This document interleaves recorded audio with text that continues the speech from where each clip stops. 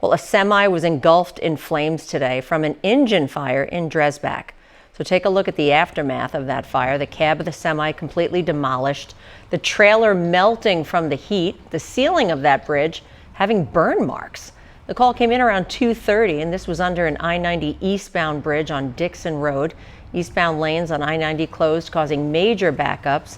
An inspector from the Department of Transportation had to clear the bridge before traffic could go through. Now, the lanes were reopened around 3:50. The driver escaped, luckily, with no injuries.